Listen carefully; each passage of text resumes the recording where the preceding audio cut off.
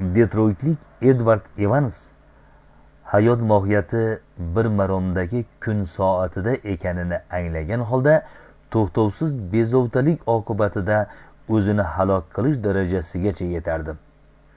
U qashshoq oiladan chiqqan bo'lib, yoshligida gazeta furushlik qilgan. Keyin baqqollik do'konida ishlagan. Keyinroq kutubxonachi yordamchisi darajasigacha ko'tariladi. Garchi arzimagan maosh olsa-da, ishdan mahrum bo'lishdan qo'rqardi. Oradan 8 yil o'tdi. Bu vaqtda u hayotiy tajribaga ega bo'ldi. Ayni damda hammasini boshidan boshlashga o'zida kuch topa oldi. U $55 qarz ko'tarib, kichikroq korxona ochdi. Bu yiliga $20,000 daromad keltira boshladi. Keyin korxonasi o'nglab bo'lmas darajada sindi. U do'stidan katta miqdorda qarzga veksel oldi. Oradan hech qancha vaqt o'tmay o'rtog'i qarzni qaytarishni talab qildi. Falokatni qarangki, Evans bor pullarni qo'ygan bank bankrotga uchradi. U so'nggi sentidan ajralibgina qolmasdan $60,000 qarzdor ham bo'lib qolgandi. Bunday badbaxt ko'rgulikka Evansning asablari bardosh bera olmadi. U menga boshidan o'tganlarni shunday so'zlab bergandi. Men kechalari uxlolmay, to'lg'onib, ingrab chiqardim. Hech narsa yeya olmasdim. Men anglab bo'lmas dardi bedavoga uchragandek edim. Vujudimni bezovtalik, lohaslik qurshab olgandi. Bir kuni ko'chada yiqilib hushimdan ketibman. Ortiqcha harakat qilishga majolim yetmay to'shakka mixlanib qoldim. Tanamni katta-kichik toshma va chipqon bosib ketdi. Hatto ichimda ham chidab bo'lmas og'riq beruvchi toshmalar paydo bo'la boshladi. Kundan kunga majolim qurib borardi. Nihoyat davolovchi doktorim so'nggi so'zni aytdi. Nari borsa 2 haftalik umrim qolibdi. Men dovdirab qoldim. Ba'zi ishlarimni tartibga keltirgan bo'ldim. Jumladan vasiyatnoma yozdim-da, kelajak oqibatni kutib, yana o'zimni to'shakka tashladim. Men uchun yashash, bezovta bo'lish, kurashish mohiyati tugagan edi. Haftalab kuniga ko'zim chala chulpa yumalardi xolos. Haftalab kuniga ko'zim chala chulpa yumalardi xolos. Endi esa o'z o'limimni bo'ynimga olib, yerdagi tashvishlarimni unutib, chaqaloqdek qattiq uxlay boshladim. Shu tariqa tanimdan mislsiz horg'inlik chekinayotganini fahmladim. Asta ishtaham ham qo'zg'aldi. Hatto tanamga et qo'shila boshladi. Bir necha haftada qo'ltiq tayoqda yura boshladim. Oradan 6 hafta o'tgach qaytadan ish boshladim. Avvallari men yiliga $20,000 daromad qilardim. Endilikda esa haftasiga $30 daromad keltiradigan ish bilan kifoyalandim. Men avtomobilning ehtiyot qismlari bilan savdo qila boshladim. Har holda bunchalik ko'rguliklardan so'ng olgan eng katta saboqim shu bo'ldiki, o'tgan kunlar uchun o'rtanish, achinish va halovatdan judo bo'lish insonni abyor qilib tashlashini tushunib yetdim. Endi esa hamma vaqt mening bugunlik mashg'ulotim, vazifam tayinli va aniq. Edward Evans o'zining mehnatsevar, tirishqoq fazilatlari bilan xizmat zinapoyilaridan ko'tarilib bordi. Yillar o'tib kompaniyaning prezidenti bo'ldi. Uning kompaniyasini Evans Products deb atashardi. Uzoq yillar bu kompaniya nomi New York birja jamg'armasi ro'yxatida turgan. 1945-yilda Edward Evans vafot etganida u Qo'shma Shtatlardagi eng taraqqiyparvar ishbilarmon kishilardan biri sifatida e'tirof etilgan. Sizga qachonlardir Grenlandiya osmonidan uchib o'tish nasib qilsa, uning sharafiga Evans Field deb atalgan aeroportga qo'nishingiz ehtimol. Yuqoridagi hikoyadan quyidagicha xulosa chiqarish mumkin. Edward Evans bugungi kun nuqtai nazaridan bezovtalikdan xalos bo'lmaganida hech qachon hayotda to'liq muvaffaqiyatni ta'minlay olmasdi. Eramizdan 500 yil muqaddam Yunon hakimi Geraklit o'z shogirdlariga hayotda qonunlardan tashqari hamma narsa o'zgarib turadi deb ta'lim berardi.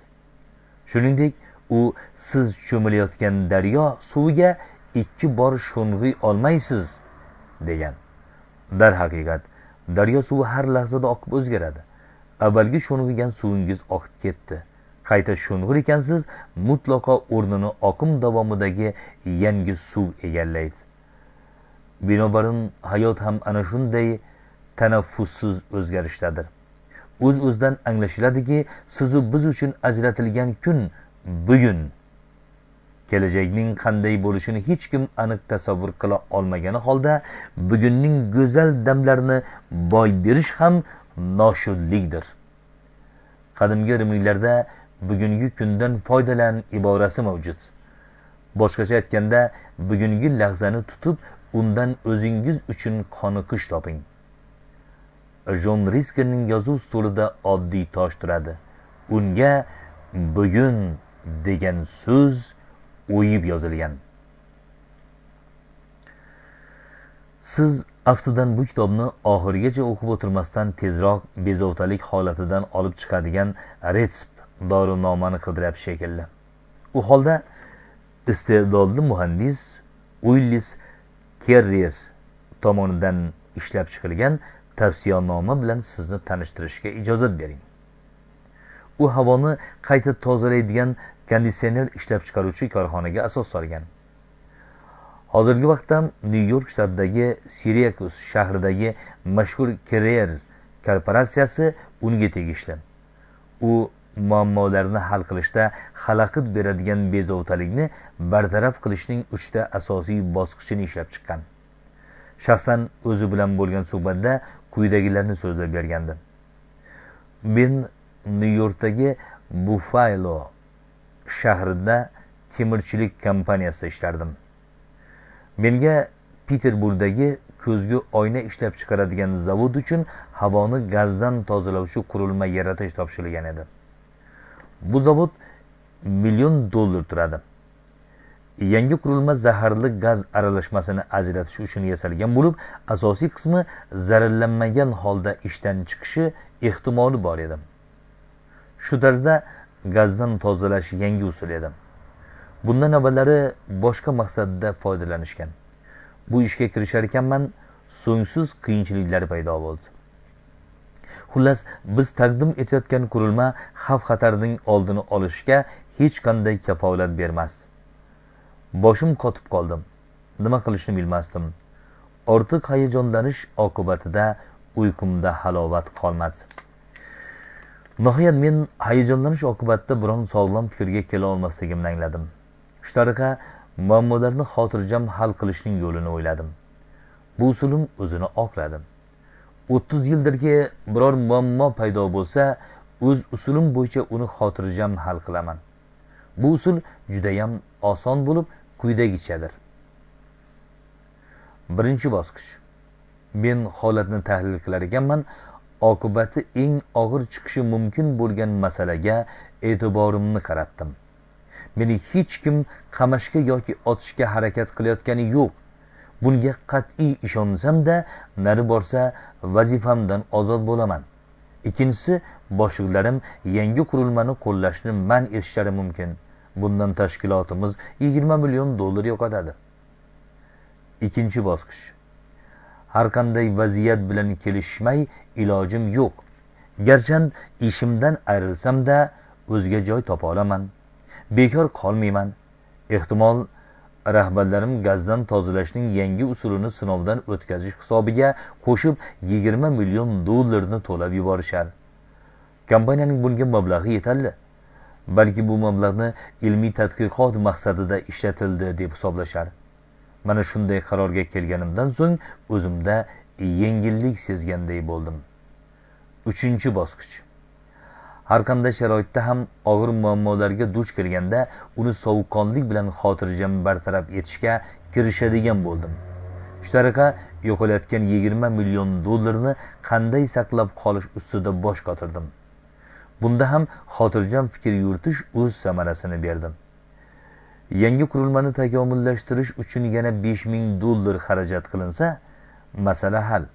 Bu holatda firmamiz 20 million dollar yo'qotmay, aksincha 15000 dollar daromad qiladi.